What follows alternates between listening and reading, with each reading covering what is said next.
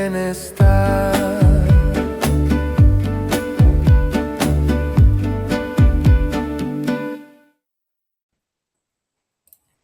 Buenos días, comunidad de nutricionistas científicos. Buenos días, comunidad de Luis Felipe. Un gusto. Hoy día estamos en el tercer episodio de mi podcast y les traigo a Luis Felipe Soto, kinesiólogo. Así que vamos a darle con todo a la temática de hoy. Preséntate, por favor, Luis Felipe. Dinos quién eres, a qué te dedicas, qué te motivó a ser kinesiólogo y qué tipo de patologías tratas. Preséntate al mundo. Hola, ¿cómo están? Bueno, por acá les habla Luis Felipe, soy kinesiólogo desde hace ya 10 años, con harta experiencia clínica en el área de la rehabilitación musculoesquelética, en la que principalmente atiendo pacientes con dolor físico, con dolor crónico en su gran mayoría. Trato también muchas lesiones agudas, dolor por lesión, por algún tipo de traumatismo que la persona pudo haber tenido en alguna parte del cuerpo y también lo trato directamente. El abordaje clínico que propongo en la rehabilitación es un abordaje principalmente personalizado, donde trabajo uno a uno con los pacientes. Creo que eso le da mucha más eficacia a resolver los problemas que las personas pueden tener y en poco tiempo ya darle solución. Bueno, una de las cosas que me inspiró y me motivó a ser kinesiólogo es ayudar a las personas, ayudar a otro ser humano a que mejore su salud, a que mejore su calidad de vida, a que tenga un buen pasar por por esta trayectoria en la Tierra, siempre digo, y que claro, cuando por distintas razones las personas quizás han descuidado su salud, quizás han tenido cierta despreocupación por la importancia que tiene el funcionamiento de su cuerpo, bueno, ahí entro yo para poder ser una guía, ser un aporte, ser una orientación, ser un contenedor, digamos, a todos estos malestares y poder darle soluciones. Eso muchas veces tiene soluciones, todo, en la gran mayoría de los casos, y ahí entro yo para ayudar a las personas. Súbete esa cosita del micrófono. Sí. Ahí sí. Oye, cuéntame, em, en lo que se refiere a tu rubro, ¿qué sientes que te diferencia del resto? ¿O qué forma de trabajar te diferencia del resto? Por ejemplo, ya sea, por ejemplo, en el área en el que tú te sientes más capacitado, ¿cuál es de todas las especialidades, cuál es la que más fuerte te sientes?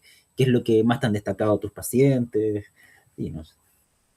Yo creo que una de las cosas que más me destacan los pacientes es la escucha activa. Este concepto de escucha activa que se le llama o que se menciona mucho para poder hacer al paciente protagonista en el tratamiento, en la sesión. Yo creo que una de las cosas que me diferencia, de pronto, si es que me diferencia, porque tampoco es que esté haciendo yo una comparación constante, pero lo que los pacientes destacan es es el contener, es el poder apapachar, el poder dar este trabajo que muchas veces me dicen que hasta parezco un psicólogo por, por los consejos que doy, por la orientación, por la educación constante. Creo que eso más que destacarme o diferenciarme es lo que yo les propongo a los pacientes y ahí finalmente se da en en una linda experiencia que ellos tienen, en donde logro empoderarlos para que su salud mejore, que puedan tener esta autosuficiencia, ser capaces de poder ellos mismos trabajar con su cuerpo para poder resolver cualquier patología. Y creo que ahí es donde entro yo en mi rol importante y quizás, claro, puede ser una de las cosas que me puedo diferenciar en cuando se realiza un trabajo principalmente más aglomerado o más a volumen, donde muchos colegas quizás trabajan con más de un paciente a la vez, claro, ahí es donde puede haber una diferencia. De hecho, yo también pensaba lo mismo en la escucha activa y en general ser, yo diría más allá de empático, ser como consciente de lo que el paciente, de lo que los pacientes está viviendo. Como tratar de, más allá de ponerse en su lugar, también hacerlo partícipe de su propia enfermedad. Y ¿por qué te digo esto? Porque, bueno, yo no sé cómo es en general en la kinesiología, pero muchas veces pasa que en nutrición al menos muchos pacientes se quejan de que les entregan una minuta de casi que sacada del cajón y que no le explican mayormente por qué esto le hace bien o por qué tiene que hacerlo. Entonces, como hacerlo entender por qué le estás dando lo que le estás dando y que ojalá de alguna forma en el futuro sea su propio kinesiólogo para él tratarse sus propias dolencias. Creo que es lo mejor, pero para eso sobre todo es necesario tener una gran evaluación inicial para poder saber recomendarle, eh, darle buenos tips. En ese sentido, ¿qué es lo que tú primero ves en una evaluación al recibir un paciente? ¿Qué es lo esencial que miras cuando llegan a tu consulta? Estoy completamente de acuerdo contigo bueno, y antes de responder esa pregunta, yo lo conversaba recién con un paciente, le contaba de lo que, de esta entrevista que íbamos a tener, y eso es súper importante, que los pacientes tengan esa capacidad de empoderarse, porque lograron comprender qué es lo que les estaba pasando. Y esto no fue un copiar y pegar, esto no fue una receta, sino que finalmente el abordaje clínico que recibió por su motivo de consulta fue basado en cómo estaba, en cómo estaban sus hábitos, en cómo estaba gestionando su salud a nivel psicomental, psicoemocional, hormonal, el sueño. Y ahí es donde yo le digo a los pacientes, o sea, si logramos ser conscientes de lo que está pasando, perfecto. De ahí en adelante se nos viene un camino muy bonito para poder construir salud, para poder construir una mejor calidad de vida y que después se pueda empoderar de tal forma que ya sabe cómo gestionar su problema a nivel metabólico, a nivel nutricional, a nivel de sueño, a nivel de gestión de estrés y cómo también en la sintomatología que puede estar desarrollando. Y por supuesto, respondiendo a tu pregunta, es en eso es lo que yo me fijo, en eso es lo que yo evalúo. Mi abordaje clínico se basa mucho en cómo está gestionando su estilo de vida, qué cosas hoy día no está haciendo bien por su salud general, que en términos generales entendemos que aquella situación no es saludable y cómo la está trabajando y cómo lo hago consciente de eso. Ujú. Sí, yo pienso lo mismo, la verdad. De hecho, eh, más allá de lo teórico, por ejemplo, qué masaje, qué movimiento, qué ejercicio, qué minuto hacer, darle es hacerlo consciente de eso mismo. Yo creo. Cuéntame, y cuando ya estamos abordando una patología, si te llegase una lesión, en este caso una lesión aguda, eh, poniéndolos de distintos tipos de lesiones, por ejemplo, un golpe, una lesión ya sea muscular o articular, o tal vez algo pulmonar, algo menor, que requiera que sea ambulatorio. ¿Cómo generalmente lo tratas? ¿Qué es como lo esencial a controlar y a mejorar en esas circunstancias? Pongamos primero, por ejemplo, te invento un desgarro, o después una lesión tendinosa y luego algo más complejo que tal vez puedas dar una base tú solo, pero necesites apoyo de otros profesionales de la salud, médico, enfermero, para contextualizarnos un poco en cómo realmente trabajas un kinesiólogo. Sí, sí, muy buena pregunta esa, porque podríamos decir que técnicamente es una de las cosas a las que más se dedican los kinesiólogos del área musculoesquelética, que es a tratar lesiones, eso es súper común. Ahí lo importante es saber el grado de lesión y para eso hay que tener un examen de base. Entonces, cuando sí el paciente tiene ese examen y se puede objetivar y medir o cuantificar la gravedad de la lesión, eso es lo que va a condicionar el tratamiento finalmente. Qué tan rápido puede ser, cuántas sesiones podemos llegar a necesitar, la frecuencia, cómo se organiza ese tratamiento. Cuando no hay un examen en una parte inicial, yo le explico a los pacientes, mira, como no tenemos el examen, como no has ido al médico, esto fue hace 2 meses atrás, no te has realizado tratamiento, al principio es un poco como nadar en agua oscura, le digo yo, como que pongo una analogía de voy a intentar mantenerte a flote y eso como lo extrapolo, es que con estas técnicas pueda un poco disminuir el dolor. Vamos a ver la respuesta que tu cuerpo tiene, vamos a ver la respuesta que la zona de dolor tiene con lo que voy a hacer.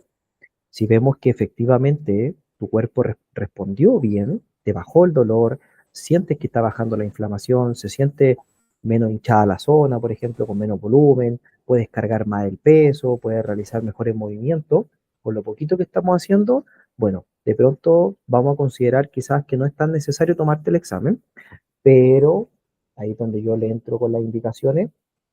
Vamos a trabajar de forma súper disciplinada en esto, súper riguroso. porque a lo mejor es una lesión reincidente, porque ya había ocurrido antes.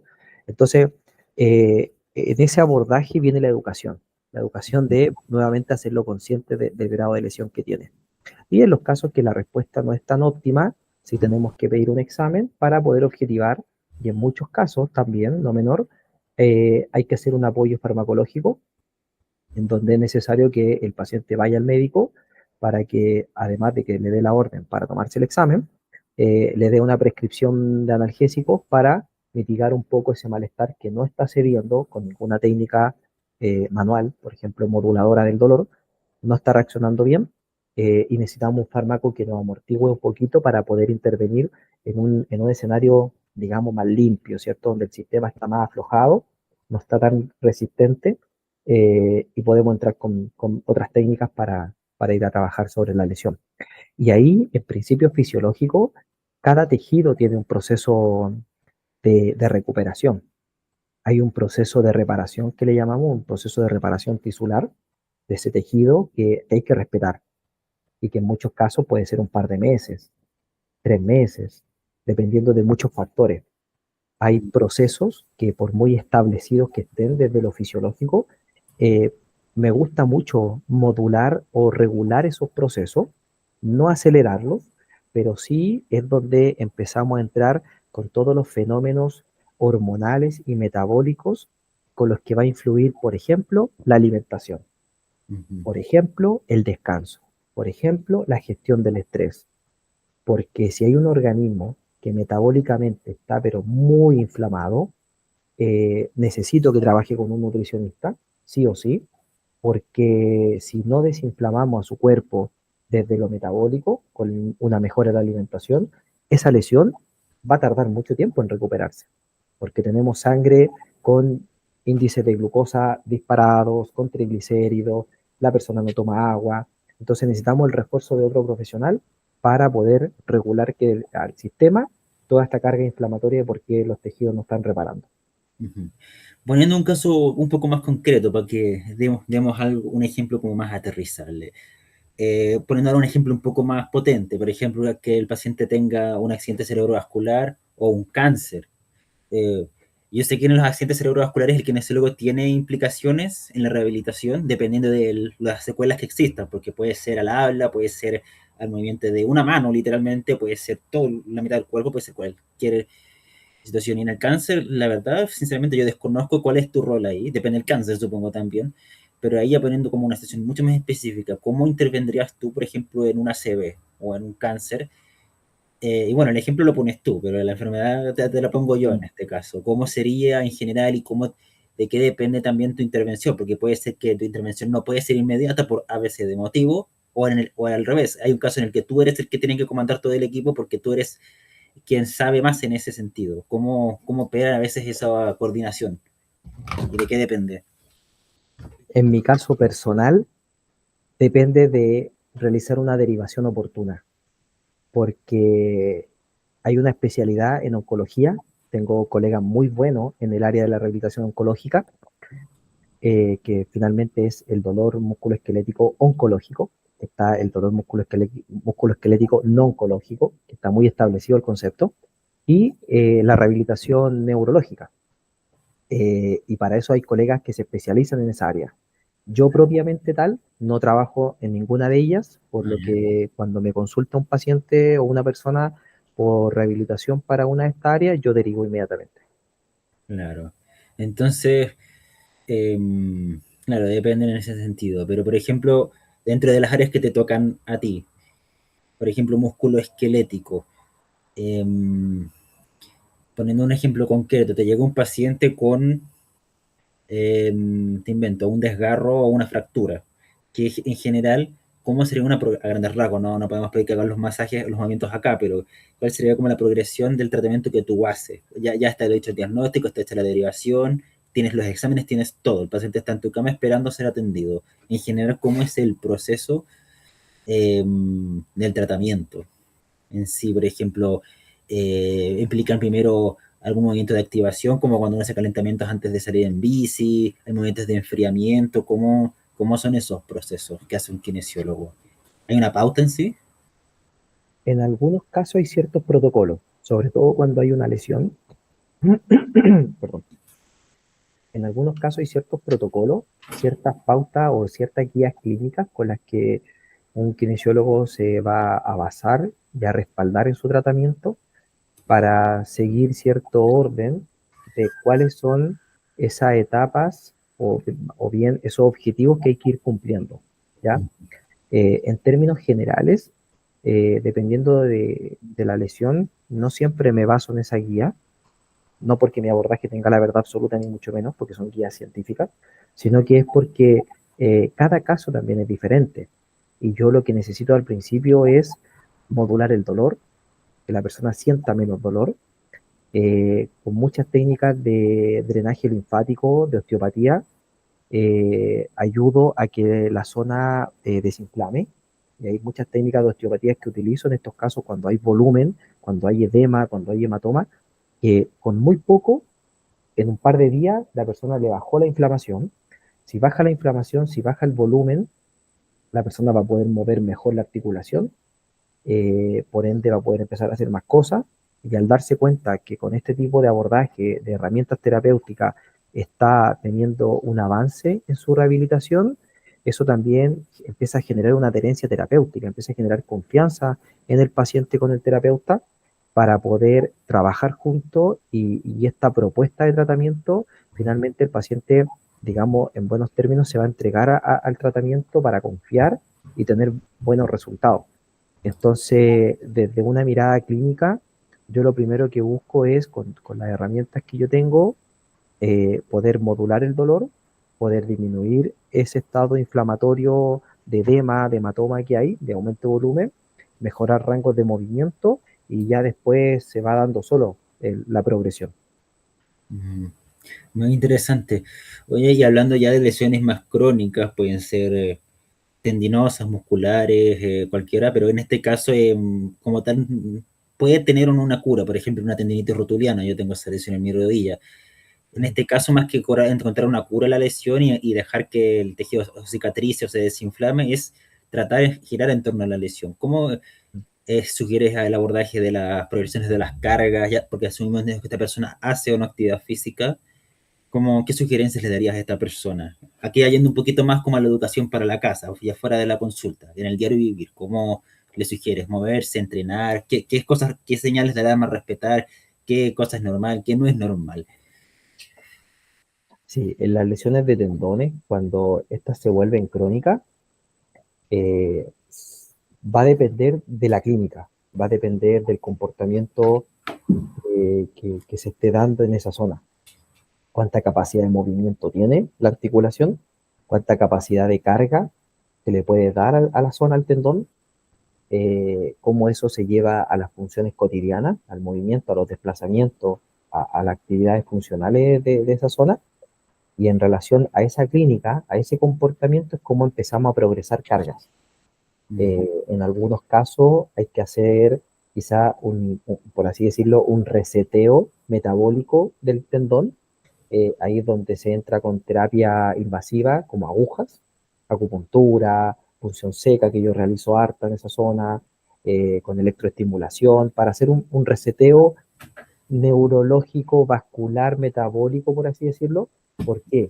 Porque puede ser que esta cronicidad de la lesión ha provocado adherencia interna. Las fibras de colágeno se vuelven muy resistentes, muy cicatrizan, de tal forma que provocó esta adherencia con las que la persona no puede mover bien y siente dolor. Entonces hay que hacer este cierto reseteo y en la medida que desde lo metabólico, desde la intervención al tejido, al tendón, se está haciendo este trabajo directamente, sí o sí hay que empezar con cargas de ejercicio controlado y progresivo.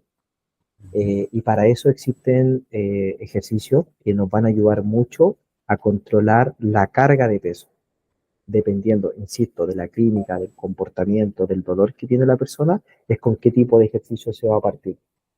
Hay un tipo de contracción muscular que se llama, que es una contracción isométrica, en la que simplemente le damos actividad al músculo sin mayor carga, sin tener mayor movilidad de las articulaciones.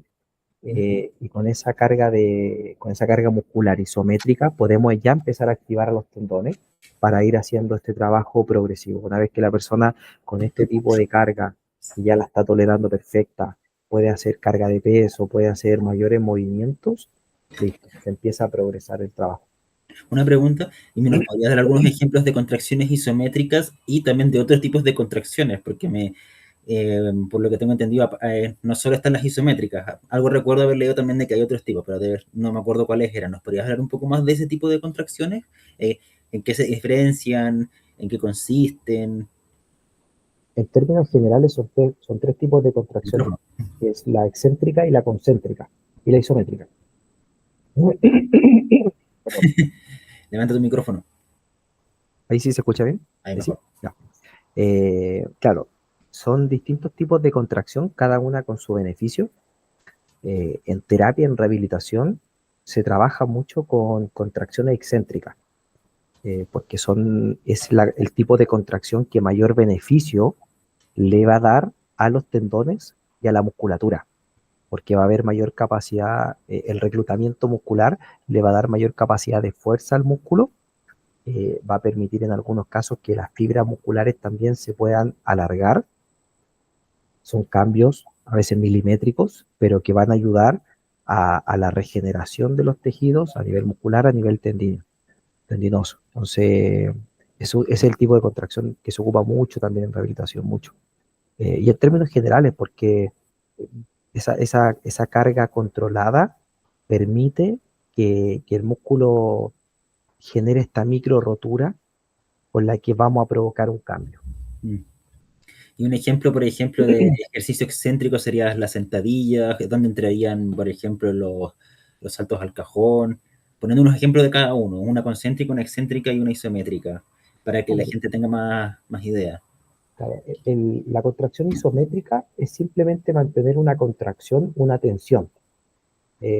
Si, por ejemplo, en la posición en la que estoy, si lo llevo, por ejemplo, al bíceps, ¿Mm? la contracción es simplemente mantener la posición y que el músculo esté activo. Es simplemente eso, mantener esa activación ahí. La contracción concéntrica es cuando yo realizo la función del bíceps, que sería en este caso una flexión del codo. Ahí yo lo estoy activando concéntricamente. Y la contracción excéntrica es cuando yo de haber activado al bíceps, lo llevo a su posición de relajo, en este caso hacia la extensión.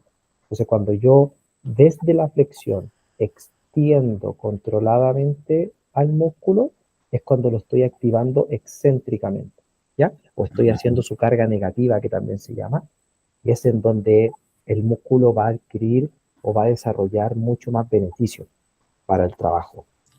Ahí yo creo, allá me queda más claro. Eso finalmente es el movimiento contrario. El concéntrico es la activación en base a su función. La excéntrica es cuando de forma controlada sacamos al músculo de su activación, de su estado de contracción, y lo llevamos controladamente a un estado de relajo, por así decirlo. Pero esa carga en la que vencemos la gravedad, en la que controlamos voluntariamente el movimiento, estamos desarrollando esta carga excéntrica al músculo. Vale. Oye, Luis Felipe, y en el mundo actual que tenemos, con altas tasas de sedentarismo, no solo en Chile, sino en general en el mundo occidental, ¿qué tipo de lesiones pues, son más habituales y sobre todo qué tipo de personas son más propensas a lesionarse, ya sea por sexo, por grupo etario? ¿Nos podrías hablar un poco más de eso como para andar más atentos a qué personas son más vulnerables? Creo que la población se da más en las personas que son sedentarias. Una persona que no tiene una rutina, un hábito, una constante de hacer actividad física, va a estar más propensa a desarrollar dolor físico, va a estar más propensa a desarrollar patologías que inflamen a su cuerpo y que en un estado biológico pueda su organismo somatizar y empezar a generar dolores musculares en su mayoría. Ujú. De hecho, haciendo una acotación a nivel de nutrición, se ha estudiado mucho que la persona delgada pero con alto nivel de grasa corporal es más propensa a cualquier tipo de enfermedad que la persona tal vez en su nivel de grasa adecuado, pero que no hace ejercicio. O sea, la falta de músculo es inflamatorio y pro todo tipo de enfermedades solo por sí misma. No necesitas tener, vulgarmente dicho, no necesitas tener guata, no necesitas ser obeso, que eso lo agrava, pero ante obviamente a grandes rasgos, es mucho más preferible ser una persona con un poco de sobrepeso, pero que es físicamente activa, una persona que tiene enorme peso, pero que es totalmente sedentaria. De Claro, hecho, si doy un ejemplo, los luchadores de sumo, que se ha visto que los luchadores de sumo, para los que no saben, son personas que es un tipo de lucha, arte marcial, en el cual se come mucho, mucho, mucho, son mm, todos obesos, pero esos niveles de glucosa, grasa en sangre son normales y de hecho casi no tienen grasa visceral, que es la que precisamente nos daña. Pero ellos mm. dejan de entrenar y sus marcadores se disparan de inmediato.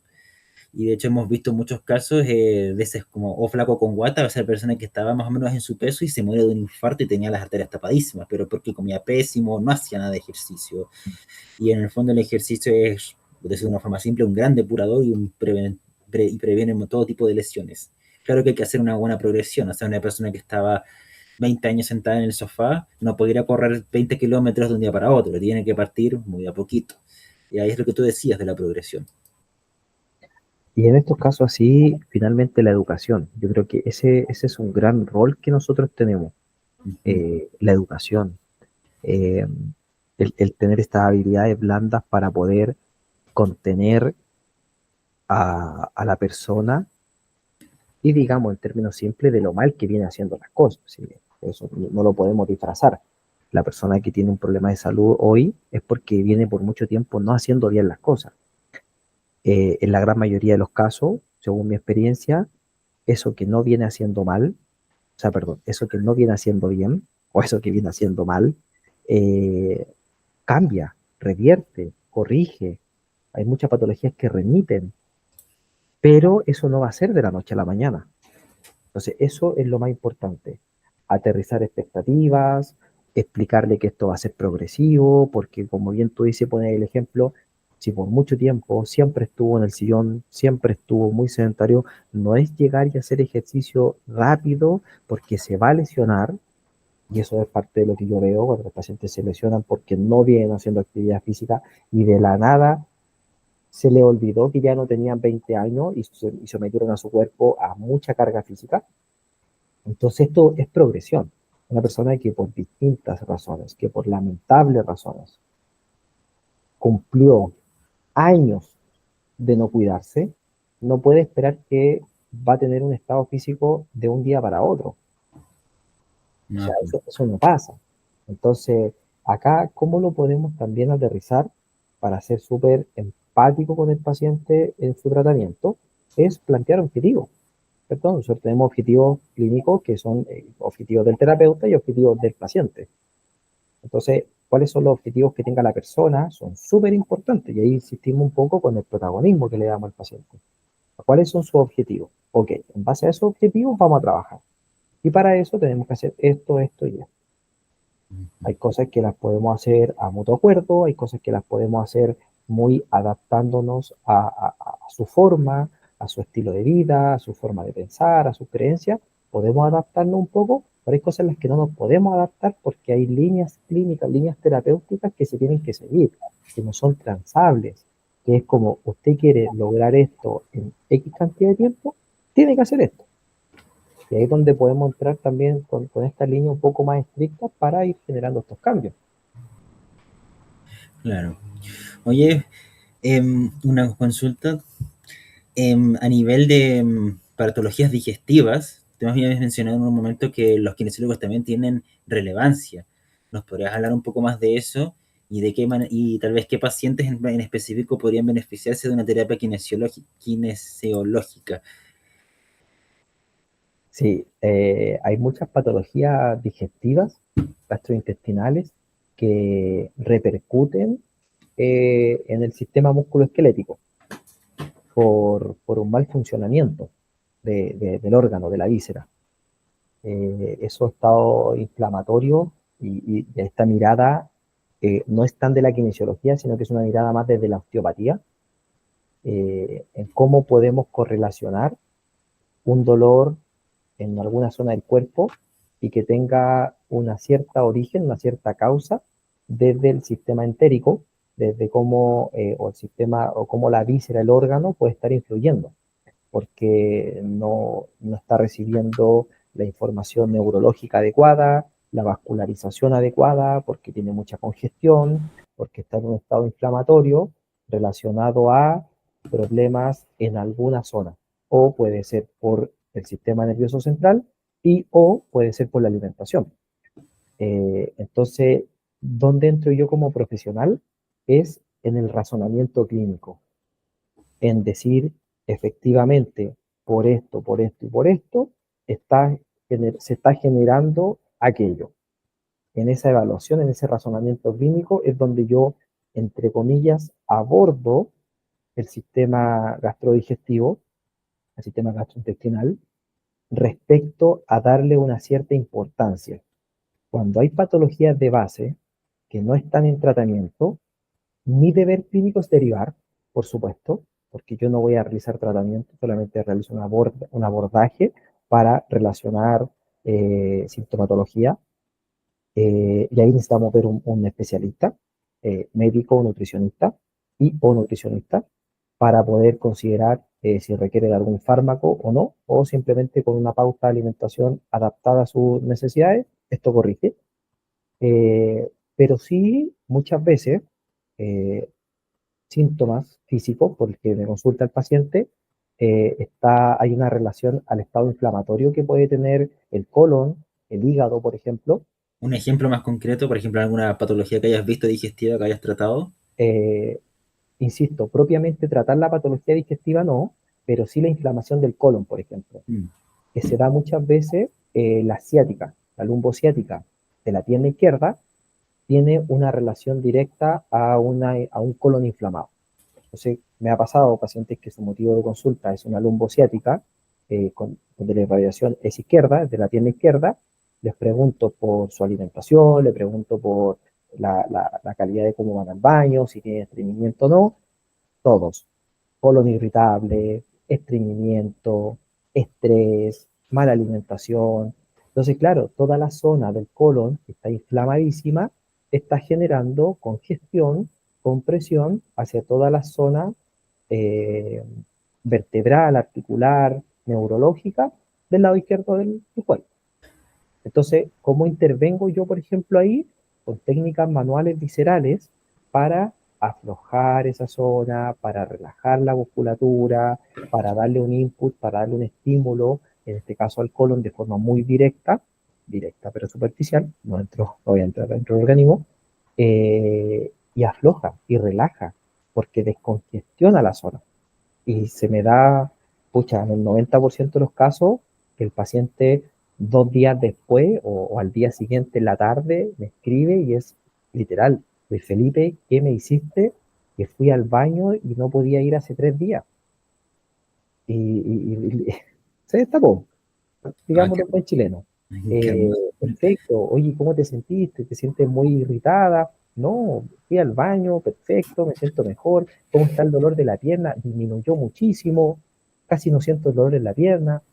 Entonces ahí entramos un poco en el abordaje de, perfecto, entonces ya nos dimos cuenta que lo que se está dando en tu colon está influyendo mucho en tu problema. Por ende, sí o sí, te me vas al Nutri, sí o sí, te me vas al médico.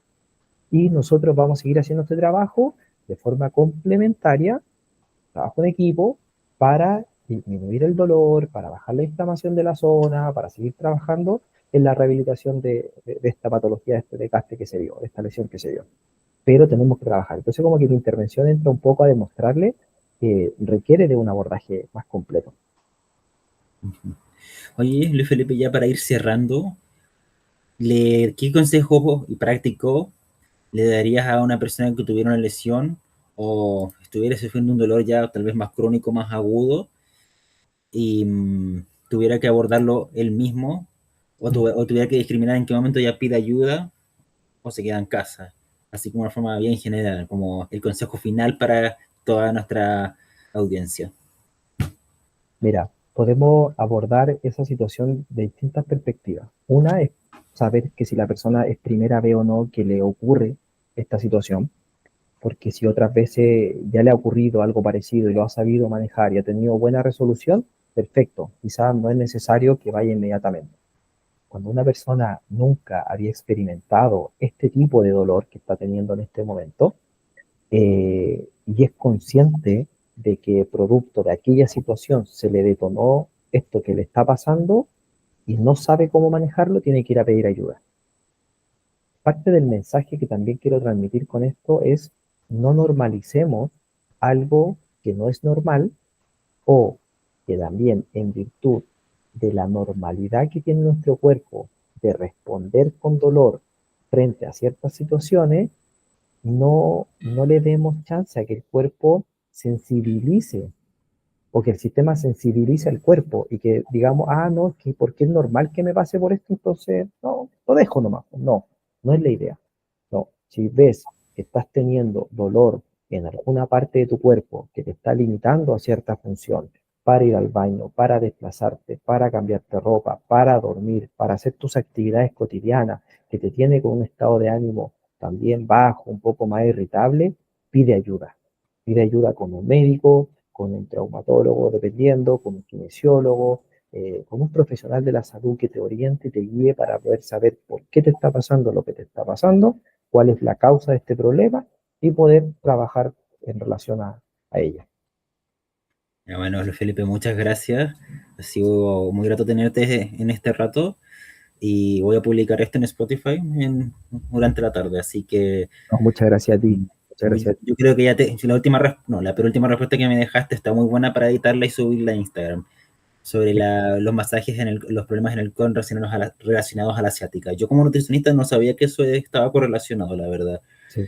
Sabía que en algunos casos podían haber dolores de espalda, pero sabía que eran más en algunos casos con problemas de riñón o a veces cuando hay mucha inflamación en el colon descendente, pero ya cuando era así bien heavy, anda como que tenías guata embarazada, tú podís tener un poco de molestia, pero no, pero en algunas zonas como más de la espalda baja, ¿no? Específicamente la asiática.